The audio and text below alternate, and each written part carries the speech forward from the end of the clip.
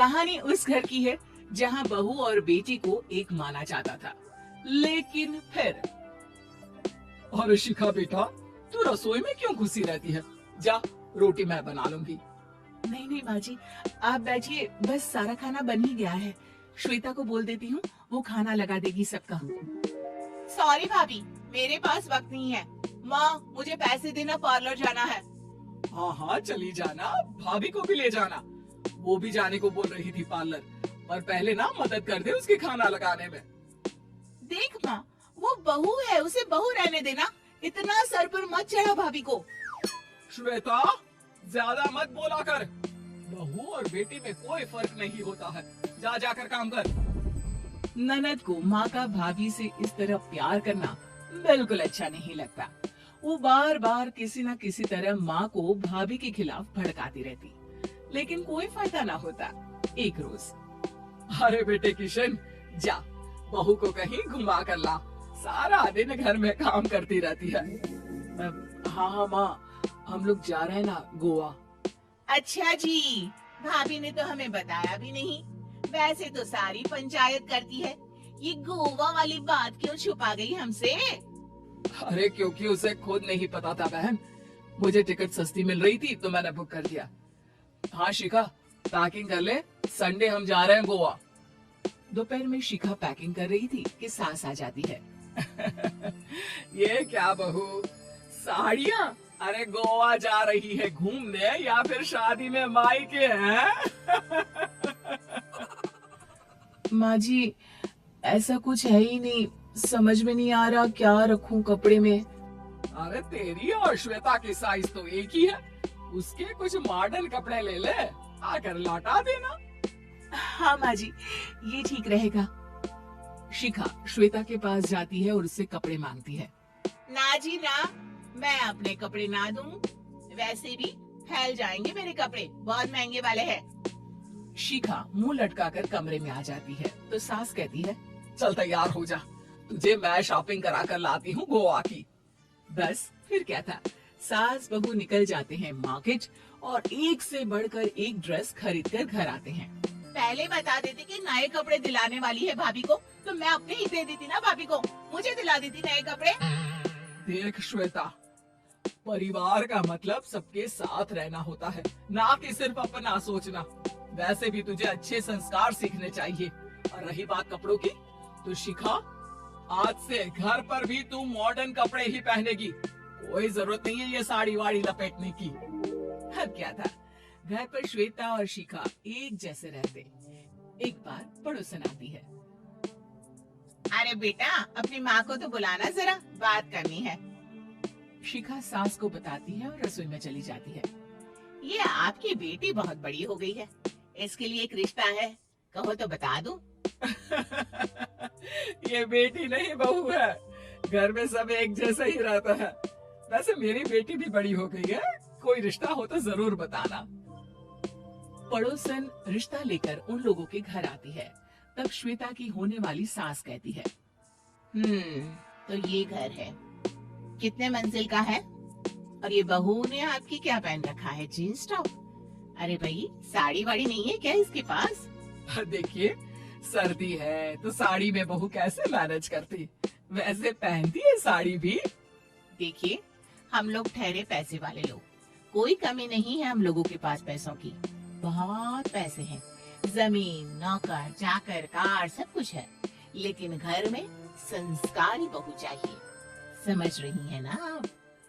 सास कुछ कहती कि श्वेता बोल पड़ती है, हाय रे, नौकर चाकर से लेकर जमीन, कार, पैसा, हाँ, मुझे रिश्ता मंजूर है मुझे। अरे रुक जा श्वेता, मैं बात कर रही हूँ ना। देखिए, हम लोगों के घर इतनी आजादी नहीं मिलेगी। अरे हाँ कर देना माँ, हाँ कर दे जल्दी से। सास क्या करती, बेटी की शादी ऐसे घर में कर देती है जहाँ ना उनके विचार मिलते हैं और ना ही आचार। शादी के बाद एक रोज फोन पर, श्वेता बेटा, एक बार घर आ जा, बहुत दिल करता है तुझे देखने का। माँ, वो घर पर बहुत काम होता है, कैसे आऊँ? बड़ा घर है, लेकिन आने जाने वालों की लाइन ही लगी रहती है। बेटा मैं तो जानती थी उस घर का हाल, लेकिन तू ही नहीं मान रही थी। माँ देख, हर घर का यही हाल है। तेरी बेटी को यहाँ घूंघट हटाने की परमिशन नहीं है और एक तरफ भाभी स्कर्ट पहनकर घूम रही है। बेटा मुझे क्या पता था कि मेरी बेटी को ससुराल के नाम पर पिंजरा मिल जाएगा। अच्छा माँ, फोन रखती हूँ, सास को गर्मा गर्म रोटी खिलानी है। तुम लोगों की तरह नहीं कि एक रोटी बनाओ, एक सब्जी बनाओ, फिर सारा दिन फ्री होकर घूमो। सास फोन तो रख देती है, लेकिन सोच में पड़ जाती है कि एक तरफ बेटी जिसे कोई आजादी नहीं, वहीं दूसरी तरफ बहू जिसे देखकर लगता ही नहीं कि उसकी शादी भी हुई है। अगले रोज, शिखा, अरे ओ शिखा। हाँ माँ, क्या हुआ? कुछ चाहिए आपको? मैं जिम जा रही थी। जिम के कपड़ों में बहू को देखकर सास को घूंघट में अपनी बेटी का ख्याल आता है। देख बहू, घर में बहू की तरह रहा कर। इतने टाइट कपड़े पहनकर जिम जाना पसंद नहीं मुझे। जा जाकर रोटी बना।